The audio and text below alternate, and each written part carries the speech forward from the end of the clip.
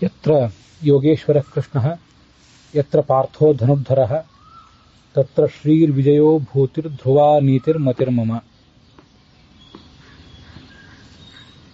ದುಃಖೇಶ್ವನುದ್ವಿಗ್ನಮನಾಃ ಸುಖೇಶು ವಿಗತಸ್ಪೃಹಃ ವೀತರಾಗಭಯಕ್ರೋಧಃ ಸ್ಥಿತಧೀಃ ಮುನಿರುಚ್ಯತೆ.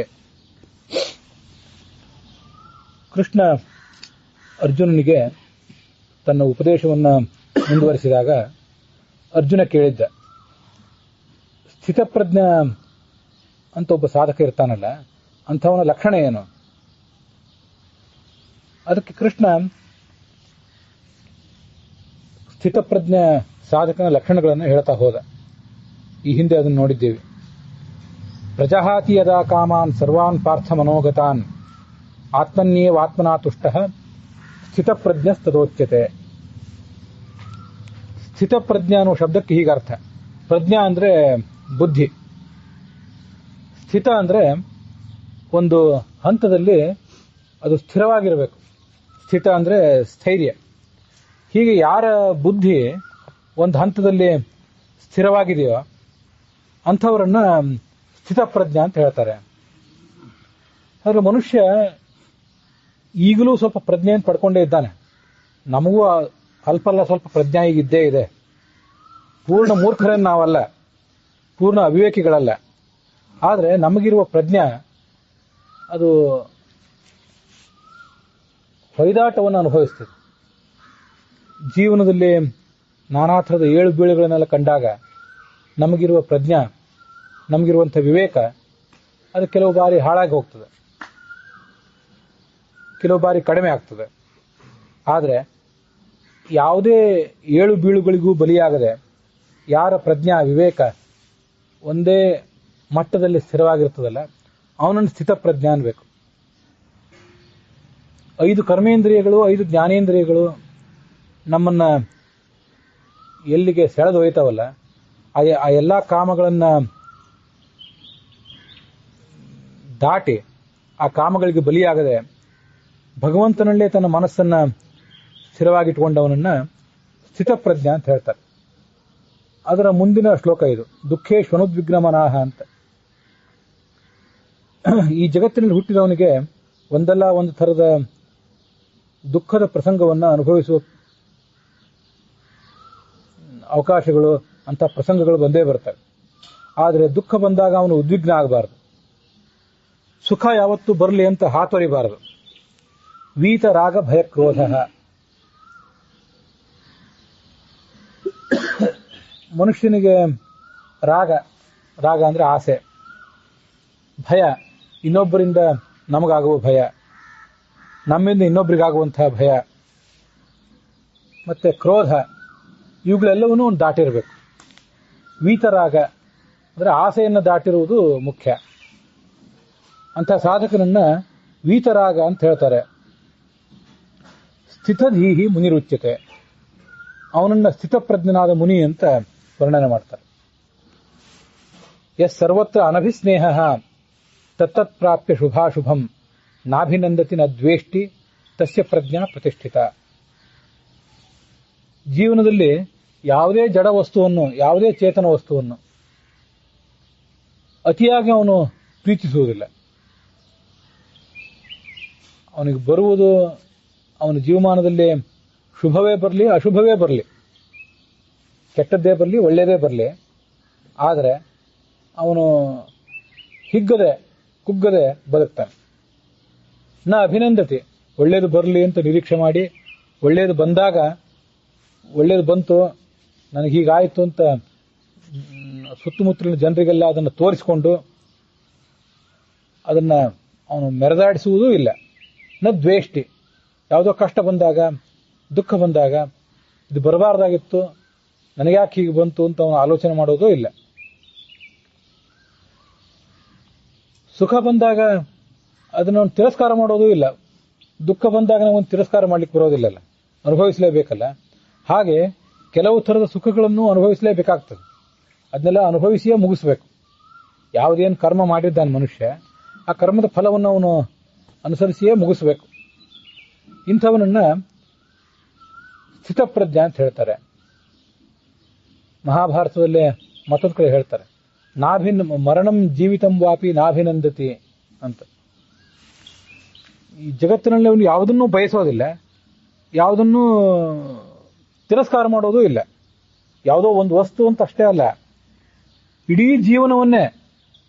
ಜೀವನದ ಬಗ್ಗೆನೇ ಅಭಿನಂದನ ಒಂದೇನೂ ಇಲ್ಲ. ಈ ಜೀವನ ನನಗೆ ಇನ್ನಷ್ಟು ದೀರ್ಘಕಾಲವಾಗಿರಲಿ, ಸಾವು ಬೇಡ ಅಂತ ಅವನು ಬಯಸೋದೇ ಇಲ್ಲ. ಸಾವು ಇವತ್ತು ಬರುವುದಾದ್ರೆ ಬರಲಿ, ಸಾವು ಬರಲಿ ಅಂತ ಹಾತೊರೆಯೋದಿಲ್ಲ, ಆದರೆ ಸಾವಿಗೆ ಹೆದರೋದಿಲ್ಲ. ಜೀವನ ಇನ್ನಷ್ಟು ಕಾಲ ಹೀಗೆ ಇರಲಿ ಅಂತ ಅವನು ಬಯಸೋದೂ ಇಲ್ಲ. ಎಷ್ಟು ಕಾಲ ಬದುಕಿದ್ದೇನೋ ಅಷ್ಟು ಕಾಲ ನನ್ನ ಕರ್ತವ್ಯ ಮಾಡ್ತಾ ಮುಂದುವರಿತೀನಿ ಅಂತಾನೆ. ಜೀವನವನ್ನು ಕೂಡ ಬೇಡ ಅಂತನೂ ಅಪೇಕ್ಷೆ ಪಡೋದಿಲ್ಲ, ಬೇಕು ಅಂತನೂ ಅಪೇಕ್ಷೆ ಪಡೋದಿಲ್ಲ. ಯಾವುದರಲ್ಲೂ ಯಾವುದೇ ರೀತಿಯಾದ ಅತಿರೇಕ ಅವನಿಗಿಲ್ಲ. ಯದಾ ಸಂಹರತೆ ಚಾಯಂ ಕೂರ್ಮೋಂಗಾನೀವ ಸರ್ವಶಃ ಇಂದ್ರಿಯಾಣಿ ಇಂದ್ರಿಯಾರ್ಥೇಭ್ಯಃ ತಸ್ಯ ಪ್ರಜ್ಞಾ ಪ್ರತಿಷ್ಠಿತ. ನಮ್ಮ ಸುತ್ತಮುತ್ತಲಿನ ಜಡ ವಸ್ತುಗಳು ಅಥವಾ ಚೇತನ ವಸ್ತುಗಳನ್ನೆಲ್ಲ ನಾವು ಗಮನಿಸಿದಾಗ ನಮಗೆ ಅನೇಕ ಜನ ಗುರುಗಳು ಸಿಗ್ತಾರೆ. ಗುರುಗಳು ಅಂದ್ರೆ ಒಂದು ಯಾವುದೋ ಮಠ ಅಥವಾ ಒಂದು ವಿದ್ಯಾಲಯದಲ್ಲಿ ಕುತ್ಕೊಂಡು ಅಲ್ಲೇನು ಪಾಠ ಹೇಳ್ತಿರ್ತಾರಲ್ಲ, ಅವ್ರು ಮಾತ್ರ ಗುರುಗಳಲ್ಲ. ಸುತ್ತಮುತ್ತಲಿನ ಅನೇಕ ಸಂಗತಿಗಳನ್ನು ನೋಡಿದಾಗಲೂ ಕೂಡ, ಅನೇಕ ವಸ್ತುಗಳು, ಅನೇಕ ವ್ಯಕ್ತಿಗಳನ್ನು ನೋಡಿದಾಗಲೂ ಕೂಡ ಹೇಗೆ ಬದುಕಬೇಕು ಮನುಷ್ಯ ಅಂತ ಅನ್ನೋದ್ರ ಬಗ್ಗೆ ನಮಗೊಂದು ಪಾಠ ಸಿಗ್ತದೆ.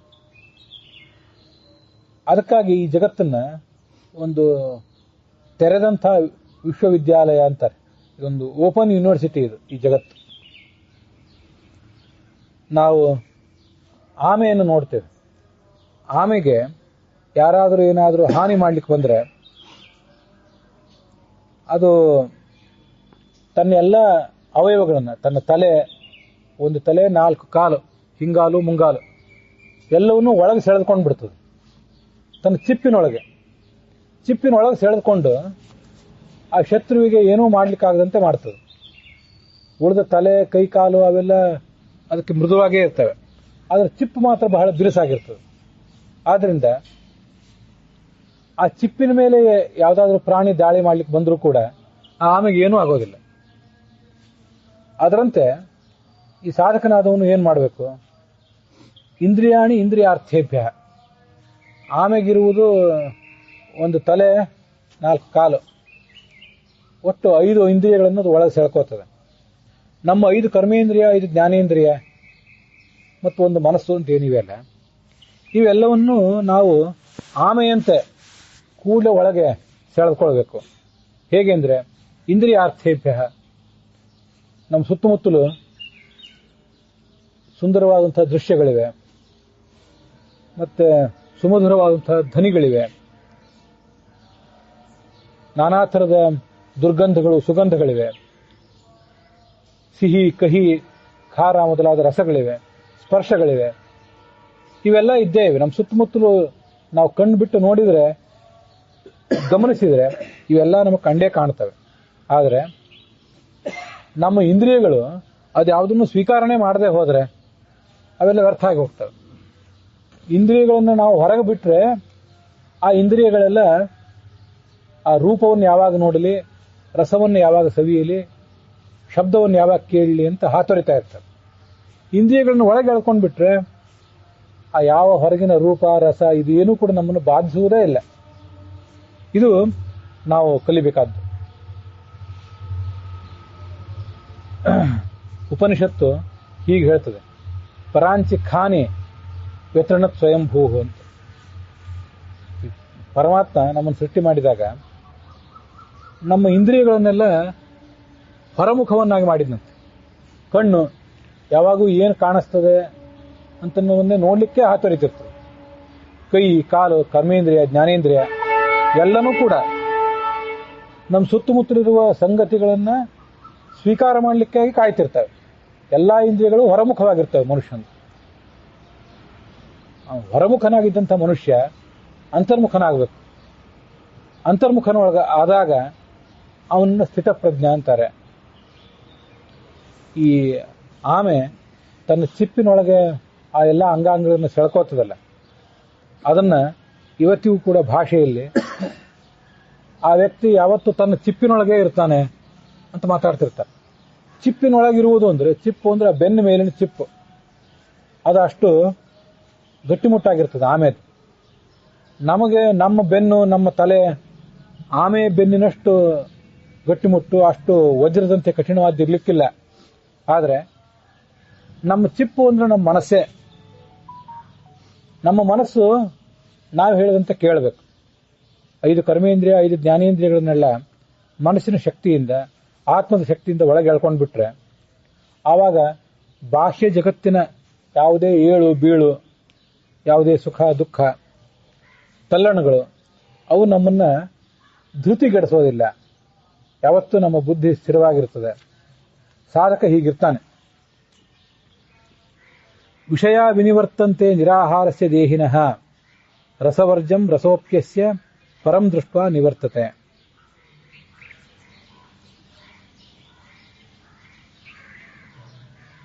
ಐದು ಜ್ಞಾನೇಂದ್ರಿಯ 5 ಕರ್ಮೇಂದ್ರಿಯ ಅಂತೆಲ್ಲ ಇವೆಯಲ್ಲ, ಅಲ್ಲಿ ಈ ರಸನೇಂದ್ರಿಯದ ಬಗ್ಗೆ ಒಂದು ಮಾತು ಹೇಳ್ತಾರೆ.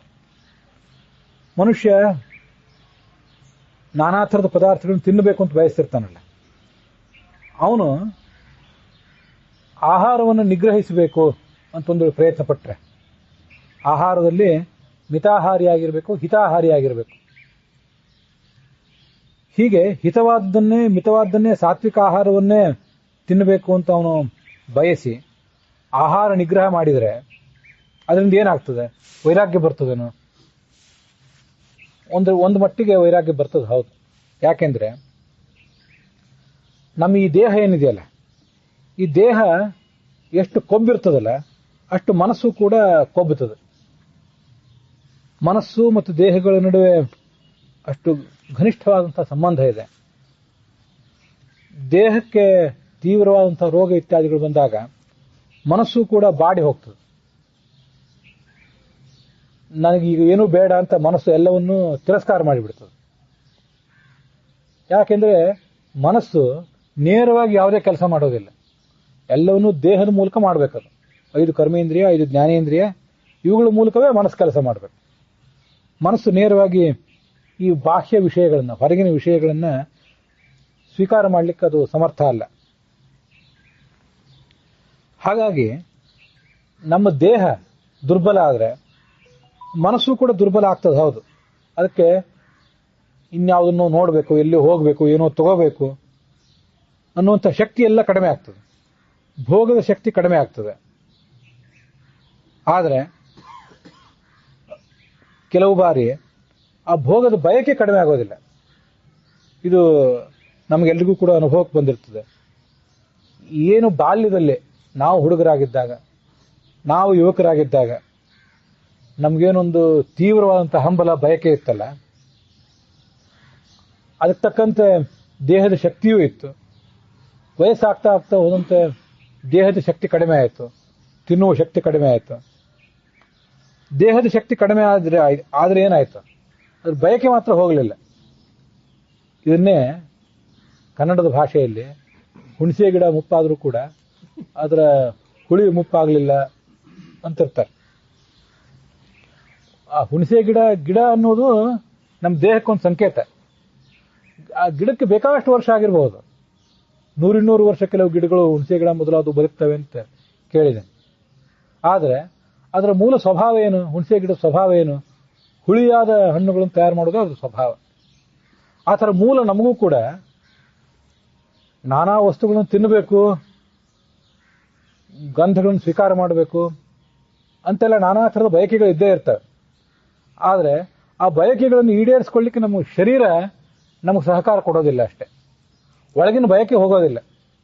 ಇದು ನಮಗೆಲ್ಲರಿಗೂ ಕೂಡ ಆತ್ಮ ವಿಮರ್ಶೆ ಮಾಡಿಕೊಂಡು ನೋಡಬೇಕಾದ್ದು. ಎಲ್ಲ ಪಂಡಿತರು, ಪಾಮರರು, ಸ್ತ್ರೀಯರು, ಪುರುಷರು ಪ್ರತಿಯೊಬ್ಬರು ಇದನ್ನು ನೋಡಬೇಕಾದದ್ದು. ಕೈಯಿಂದ ಆಗೋದಿಲ್ಲ ಅಷ್ಟೇ. ದೇಹ ವಿಫಲ ಆಗ್ತದೆ, ಆಸೆ ಹೋಗೋದಿಲ್ಲ. ಆವಾಗ ದೇಹ ವಿಫಲ ಆಗ್ತಿರ್ತದಲ್ಲ, ಆಸೆ ಇನ್ನೂ ಒಳಗಿರ್ತದಲ್ಲ, ಆ ಆಸೆಯನ್ನು ಈಡೇರಿಸ್ಕೊಳ್ಳಿಕ್ಕಾಗಿ ಕೆಲವು ಬಾರಿ ಏನೇನೋ ಪ್ರಯತ್ನಗಳನ್ನು ಮಾಡಿಬಿಡ್ತಾನೆ. ಆವಾಗ ಅವನು ಹಾಸ್ಯಾಸ್ಪದ ಆಗಿಬಿಡ್ತಾನೆ. ದೇಹ ಯಾವಾಗ ಯುವಕ ಆಗಿತ್ತು ಆಸೆಗಳು ಯಾವಾಗ ಬಲಿಷ್ಠ ಆಗಿದ್ದು, ಆಸೆಗಳು ಮತ್ತು ದೇಹ, ಮನಸ್ಸು ಮತ್ತು ದೇಹ ಪರಸ್ಪರ ಸಹಕಾರ ಕೊಟ್ಟಾಗ ನಡೆದು ಹೋಯ್ತು. ಈಗ ದೇಹ ಸಹಕಾರ ಕೊಡದೆ ಹೋದಾಗ ಬಹಳ ತಿನ್ನಬೇಕು ಅಂತ ಅಪೇಕ್ಷೆ ಇದೆ, ಅದ್ರ ತಿಂದದ್ದನ್ನು ಜೀರ್ಣ ಮಾಡ್ಕೊಳ್ಳಿಕ್ಕೆ ದೇಹಕ್ಕೆ ಶಕ್ತಿ ಇಲ್ಲ, ಆವಾಗ ತಿಂದು ಅಜೀರ್ಣ ಮಾಡ್ಕೋತಾನೆ.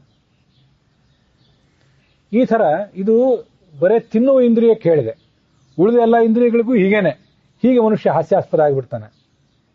ಆದ್ರಿಂದ ಮನುಷ್ಯನಿಗೆ ವಯಸ್ಸು ಆಗ್ತಾ ಆಗ್ತಾ ಹೋದಂತೆ ನನ್ನ ದೇಹಕ್ಕೆ ಶಕ್ತಿ ಕಡಿಮೆ ಆಗ್ತದೆ, ಆದರೆ ಮನಸ್ಸು ಮಾತ್ರ ಇನ್ನೂ ಆ ಪದಾರ್ಥಗಳನ್ನು ಬಯಸ್ತಿದೆ, ಇದು ಅಪಾಯಕಾರಿ ಅನ್ನುವಂಥ ಎಚ್ಚರ ಅವನಿಗಿರಬೇಕು.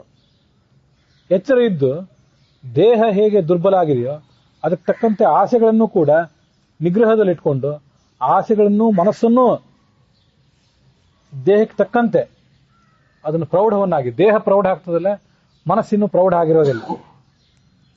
ದೇಹ ಮನಸ್ಸು ಎರಡೂ ಪ್ರೌಢ ಆಗಬೇಕು, ಪ್ರಗಲ್ಭ ಆಗಬೇಕು. ಆ ಥರದ ಪ್ರಯತ್ನ ಅವನು ಮಾಡಬೇಕು. ಆಹಾರ ನಿಗ್ರಹ ಮಾಡಬೇಕು.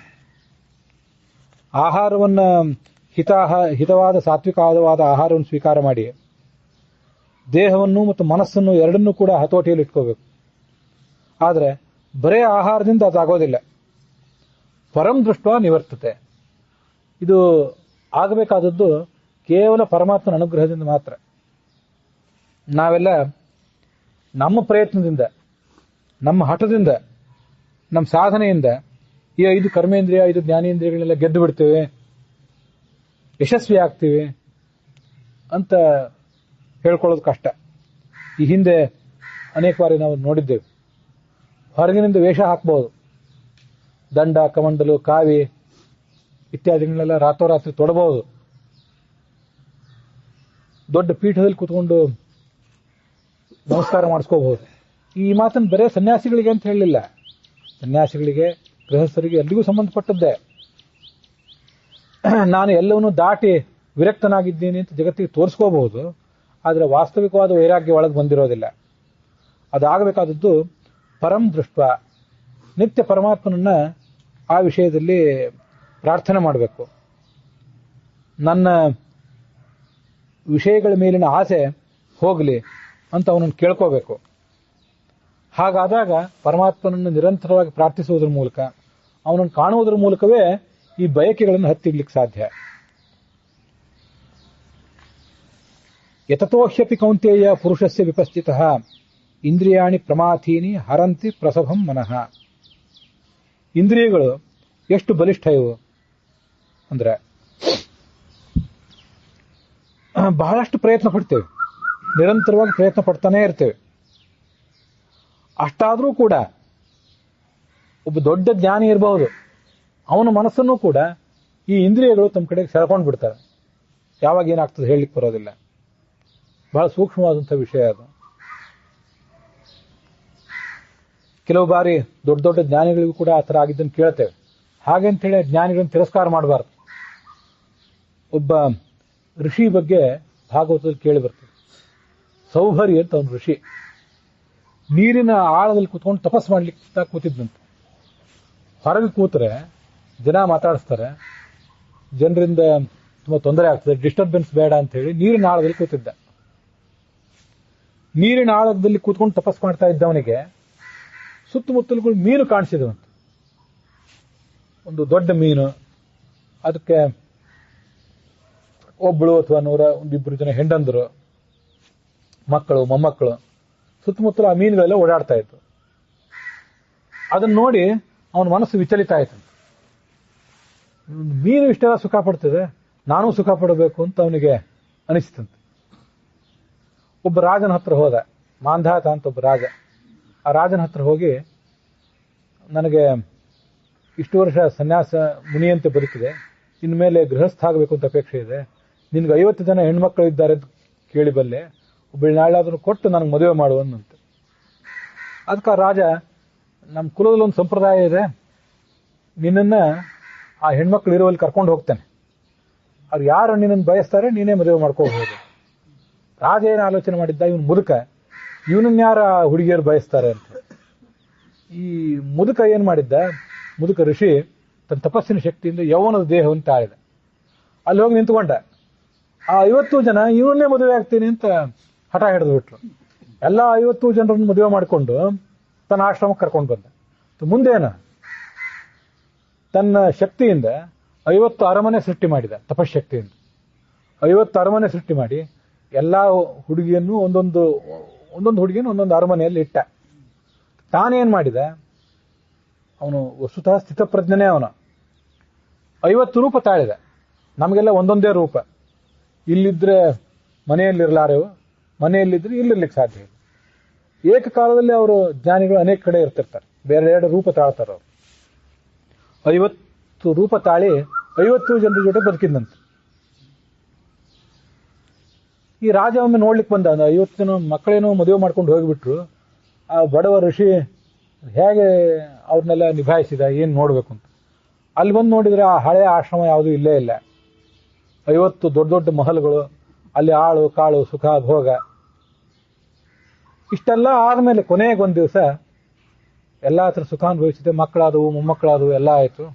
ಆದ್ರೆ ಈ ಜಗತ್ತಿನಲ್ಲಿ ಯಾವುದೂ ಪುಕ್ಕಟ್ಟೆ ಸಿಗೋದಿಲ್ಲ ನೋಡಿ. ನಿಮ್ಗಿನ್ನು ಉಚಿತವಾಗಿ ಕೊಡ್ತೇವೆ ಅಂತ ಯಾರೊಬ್ರು ಹೇಳ್ತಾರೆ. ಇನ್ನೊಂದು ಕಡೆಯಿಂದ ನಮ್ಮನ್ನೇ ಅವ್ರು ಸುಲಿತಿರ್ತಾರೆ. ಯಾವುದೂ ಈ ಜಗತ್ತಿನಲ್ಲಿ ಪುಕ್ಕಟ್ಟೆ ಸಿಗೋದಿಲ್ಲ. 50 ಮಹಲುಗಳು, ತನ್ನ 50 ರೂಪ, ತಾನು ಮುದುಕನಾಗಿದ್ದವನು ಯುವಕ ಆಗಬೇಕು, ದೀರ್ಘಕಾಲ ಸುಖ ಇದೆಲ್ಲ ಬೇಕಲ್ಲ. ಹೋಗ್ಲಿ, ಅವನೇನು ಬೇರೆ ವ್ಯಾಪಾರ ಉದ್ಯೋಗ ಮಾಡಿದವನಲ್ಲ. ಇಷ್ಟೆಲ್ಲ ಎಲ್ಲಿಂದ ಬರಬೇಕು? ತಪಶಕ್ತಿ ಹೋಯ್ತಲ್ಲ. ಕೂತ್ಕೊಂಡು ನೀರಿನ ಆಳದಲ್ಲಿ ಕಠಿಣವಾಗಿ ತಪಸ್ಸು ಮಾಡಿದ್ನಲ್ಲ, ಅದರಿಂದ ಒಂದು ಪವರ್ ಬಂದಿತ್ತಲ್ಲ, ಆ ಪವರ್ ಎಲ್ಲ ಸೋರೆ ಆಗಿಬಿಡ್ತದೆ. ಜೀವನ ಒಂದು ಹಾವು ಏಣಿ ಆಟ ಇದ್ದ ಹಾಗೆ. ಯಾವುದೋ ಒಂದು ದೊಡ್ಡ ಏಣಿ ಸಿಕ್ತು, ಹಾವು ಏಣಿ ಆಟದಲ್ಲಿ ಆ ಏಣಿ ಏರಿ ಮೇಲೆ ಹೋದ. ಅಲ್ಲೊಂದು ಯಾವುದೋ ಹಾವು ಬಂತು, ಹಾವು ಕಚ್ಚಿ ಇವನು ಕೆಳಗೆ ಬೀಳಿಸ್ಬಿಡ್ತು, ಮತ್ತೆ ಕೆಳಗೆ ಬಂದ್ಬಿದ್ದ. ದೀರ್ಘಕಾಲ ತಪಸ್ಸು ಮಾಡಿದ್ದೆ. ತಪಸ್ಸಿನ ಶಕ್ತಿ ಎಲ್ಲ 50 ಅರಮನೆ ಸೃಷ್ಟಿ ಮಾಡೋದ್ರಲ್ಲಿ, ಅವ್ರಿಗೆಲ್ಲ ಬೇಕಾದ ಭೋಗ ಭಾಗ್ಯ ನಿತ್ಯ ಬೇಕಲ್ಲ. ಊಟ ತಿಂಡಿ, ರಥ, ಬಟ್ಟೆ ಬರೆ, ವೈಭೋಗ ಎಲ್ಲ ಬೇಕಲ್ಲ. ಯಾಕಂದ್ರೆ ಬೇರೆ ಯಾವ ಉದ್ಯೋಗ ಇಲ್ಲ, ವ್ಯವಹಾರ ಇಲ್ಲ. ಇದಕ್ಕೆಲ್ಲ ಶಕ್ತಿ ಹೋಗಿಬಿಡ್ತು. ಕೊನೆಗೊಂದು ದಿವಸ ನನ್ನ ಶಕ್ತಿ ಎಲ್ಲ ಹೋಗಿಬಿಡ್ತಲ್ಲ ಅಂತ ಆಲೋಚನೆ ಮಾಡಿ, ಅಷ್ಟೊತ್ತಿಗೆ ಆ 50 ಜನ ಹೆಂಡಂದ್ರಿಗೂ ವಯಸ್ಸಾಗಿತ್ತು. ಅವ್ರನ್ನೂ ಕರ್ಕೊಂಡ ಮತ್ತೆ ಕಾಡಿಗೆ ಹೋದ, ತಪಸ್ ಮಾಡಿದ. ಮುಂದೆ ಸದ್ಗತಿಯನ್ನು ಪಡೆದ ಅಂತ ಕೇಳ್ತೇವೆ, ಭಾಗವತದಲ್ಲಿ ಕೇಳ್ತೇವೆ. ಯತತೋಪಿ ವಿಪಶ್ಚಿತ ಅಂತ. ಇಷ್ಟು ಹೀಗೆ ಪ್ರತಿಯೊಬ್ಬ ಜ್ಞಾನಿಯ ಮನಸ್ಸು ಕೂಡ ಆಗಿಬಿಡ್ತದೆ. ವಿಶ್ವಾಮಿತ್ರ ದೊಡ್ಡ ಋಷಿ, ಎಲ್ಲರಿಗೂ ಗೊತ್ತು, ಕಾಡಿನಲ್ಲಿ ತಪಸ್ ಮಾಡ್ತಿದ್ದ. ಮೇನಕೆ ಅಂತ ಋಷಿ, ಮೇನಕೆ ಅಂತ ಅಪ್ಸರೆ ಅವನ ಹತ್ರ ಬಂದ್ರು. ಅಪ್ಸರೆಯನ್ನು ನೋಡಿ ಅವನ ಮನಸ್ಸು ವಿಚಲಿತ ಆಯ್ತು. ಎಷ್ಟೋ 1000 ವರ್ಷ ಅವ್ರ ಜೊತೆ ಇದ್ಬಿಟ್ಟ. ಇದು ಆ ವಿಶ್ವಾಮಿತ್ರ ಅನ್ನೋ ಋಷಿ ಬಗ್ಗೆ ಕೇಳ್ತೇವೆ. ಆಮೇಲೆ ಮತ್ತೂ ಎಷ್ಟೋ ಜನರು ಋಷಿಗಳು. ಕಂಡು ಅಂತ ಒಬ್ಬ ಋಷಿ ಇದ್ದ, ಅವನು ಹೀಗೆ ತಪಸ್ ಮಾಡ್ತಿದ್ದ. ಅಪ್ಸರೆ ಒಬ್ಳು ಬಂದ್ಲು. ಕೊನೆಗೊಂದು ಅವಳ ಜೊತೆ ದೀರ್ಘಕಾಲ ಸುಖವಾಗಿದ್ದ. ಅದಾದ್ಮೇಲೆ ಒಂದು ದಿವಸ ಸಾಯಂಕಾಲ ಸಂಧ್ಯಾವಂದನೆ ಮಾಡಬೇಕು, ದೇವ್ರ ಪೂಜೆ ಮಾಡಬೇಕು, ಹೊರಟೆ ಅಂತ ಅಂದ ಋಷಿ. ಮತ್ತೆ ಅವಳಿಗೆ ಆವಾಗ ಅಪ್ಸರೆ ಕೇಳಿದ್ಲು, ಈ ಯಾವಾಗ ಸಾಯಂಕಾಲ ಯಾವಾಗ ಬೆಳಿಗ್ಗೆ ಅಂತ ಕೇಳಿದ್ಲು. 1000-2000 ವರ್ಷ ಆಯ್ತಾ, ಇಷ್ಟು ದಿವಸ ನಿಮಗೆ ಬೆಳಿಗ್ಗೆ ಸಂಧ್ಯಾವಂದನೆ ಮಾಡಬೇಕು, ದೇವ್ರ ಪೂಜೆ ಮಾಡಬೇಕು, ಸೂರ್ಯನ ಉಪಾಸನೆ ಮಾಡಬೇಕು ಅನ್ನೋದು ಯಾವುದೂ ನೆನಪೇ ಆಗಲಿಲ್ಲ. ಇದ್ದಕ್ಕಿದ್ದಂತೆ ಈಗ ಸಾಯಂಕಾಲ ನಿಮಗೆ ನೆನಪಾಯ್ತಲ್ಲ ಅಂತ ಅವಳು ನೆನಪು ಮಾಡಿಲ್ಲಂತೆ. ಮನುಷ್ಯನ ಸ್ಥಿತಿ ಏನಾಗ್ತದಂದ್ರೆ, ಅವನಿಗೆ ಹಗಲು ರಾತ್ರಿ ಇದು ಯಾವುದರ ಪರಿವೇ ಇಲ್ಲದೆ ಸುಖ ಅನುಭವಿಸ್ತಿದ್ದ. ಅದ್ರಲ್ಲಿ ಮೈ ಮರೆತು ಬಿಟ್ಟಿದ್ದ. ಇದ್ದಕ್ಕಿದ್ದಂಗೆ ಕೊನೆಗೊಂದು ದಿವಸ ನಾನು ಇದನ್ನೆಲ್ಲ ಈಗ ಬಿಡಬೇಕು ಅಂತ ಗೊತ್ತಾಯ್ತು. ಇದು ದೊಡ್ಡ ದೊಡ್ಡ ಜ್ಞಾನಿಗಳ ಇಲ್ಲಿ ಬಂತಲ್ಲ, ಇಲ್ಲಿ ಪುರುಷಸ್ಯ ವಿಪಶ್ಚಿತ, ದೊಡ್ಡ ದೊಡ್ಡ ಜ್ಞಾನಿಗಳ ಸ್ಥಿತಿಯೂ ಹೀಗಾಗ್ತದೆ. ಆದ್ರಿಂದ ಬಹಳಷ್ಟು ಪ್ರಯತ್ನ ಪಟ್ಟರೂ ಕೂಡ ಎಲ್ಲೋ ಒಂದು ಬಾರಿ ಸೋತ್ ಹೋಗಿಬಿಡ್ತೇವೆ. ನಾವು ಸೋತ್ ಹೋಗಿದ್ದು ಜಗತ್ತಿಗೆ ಕೆಲವು ಬಾರಿ ಗೊತ್ತಾಗಬಹುದು, ಗೊತ್ತಾಗದೇ ಇರಬಹುದು. ಅವರೆಲ್ಲ ಸೋತ್ ಹೋದ್ರು ಅಂತ ಪುರಾಣದಲ್ಲಿ ಅವ್ರ ಕತೆ ಬರೆದ್ರು. ಯಾಕೆಂದ್ರೆ ಅವರೆಲ್ಲ ದೊಡ್ಡವರಾದ್ರಿಂದ ಅವ್ರ ಕಥೆಯನ್ನು ನೋಡಿ ನಾವು ಕಲಿಬೇಕು ಅಂತ ಪುರಾಣದಲ್ಲಿ ಬರೆದ್ರು. ನಾವು ಎಷ್ಟೋ ಕಡೆ ಈ ತರ ಸೋತೆ ಹೋಗಿರ್ತೇವೆ, ಆದ್ರೆ ನಮ್ಮನ್ನ ಕುರಿತು ಯಾರು ಪುರಾಣ ಬರೆದಿರೋದಿಲ್ಲ. ದೊಡ್ಡ ದೊಡ್ಡ ಜ್ಞಾನಿಗಳದ್ದು ಬರೆದಿರ್ತಾರೆ. ಹೀಗೆ ಮನುಷ್ಯ ಬಹಳ ಎಚ್ಚರಿಕೆಯಿಂದಿರಬೇಕು. ಅದು ಹೀಗೆ ಸೋಲು ಬಂತು, ನಾವು ಸೋತ್ವಿ ಅಂತ ಅವರೇನು ಭಯ ಪಡಲಿಲ್ಲ. ಯಾಕೆಂದ್ರೆ ಅದರ ತಾತ್ಕಾಲಿಕವಾದ ಸೋಲು. ಅಂತಿಮವಾಗಿ ಅವರೆಲ್ಲ ಗೆದ್ರು, ಗೆದ್ರು ಅವರು. ಅನೇಕ ಬಾರಿ ನಾವು ಗೆಲ್ತೀವಿ ಅಂತ ತಿಳ್ಕೊಂಡು ಸೋತು ಬಿಡ್ತೇವೆ. ಹೀಗೆಲ್ಲ ನಮಗೆ ಆಗ್ತಿರ್ತದೆ. ಅದಕ್ಕಾಗಿ ಜೀವನ ಅನ್ನೊಂದು ಹಾವು ಏಣಿ ಆಟ ಇದ್ದಂತೆ ಅಂತ ಅದಕ್ಕೆ ಹೇಳಿದ್ದು. ಅನೇಕ ಬಾರಿ ಹಾವು ಕಚ್ಚಿಸ್ಕೊಂಡು ಬೀಳ್ತೇವೆ. ಹಾವು ಅಂದ್ರೆ ಅದು ವಿಷಯದ ಮೇಲಿನ ಹಂಬಲದ ಸಂಕೇತ. ಅದು ಕಚ್ಚುತ್ತದೆ, ಕೆಳಗೆ ಬೀಳ್ತೀವಿ, ಬಿಡುವಂತಿಲ್ಲ, ಮತ್ತೆ ಪ್ರಯತ್ನ ಮಾಡಬೇಕು, ಮತ್ತೆ ಮೇಲೆ ಏರ್ಬೇಕು. ಒಂದು ಬಾರಿ ಏರಿ ಹೋದ್ಮೇಲೆ ಮತ್ತೆಂದು ಈ ಕಡೆ ಮರಳಿ ಬರೋದಿಲ್ಲ. ಅದಕ್ಕಾಗಿ ಸುದೀರ್ಘವಾದ ಪ್ರಯತ್ನ ಮಾಡ್ತಾನೇ ಇರಬೇಕು ಮನುಷ್ಯ. ನಡುವೆ ಬಿದ್ದರೂ ಕೂಡ ಆ ಏಳು ಬೀಳುಗಳಿಗೆ ಭಯ ಪಡಬಾರದು ಅಂತ ಕೃಷ್ಣ ಅವನಿಗೆ ಅರ್ಜುನನಿಗೆ ಹೇಳಿದ. ಅಲ್ಲಿಗೆ ಆ 60ನೇ ಶ್ಲೋಕ ಅದು ಇಲ್ಲಿಗೆ ಸಮಾಪ್ತ ಆಗಿದೆ. ಮತ್ತೆ ಏನು ಹೇಳ್ತಾನೆ ಕೃಷ್ಣ ಅಂತ ಅನ್ನೋದನ್ನ ಮುಂದಿನ ಭಾಗದಲ್ಲಿ ನೋಡೋಣ.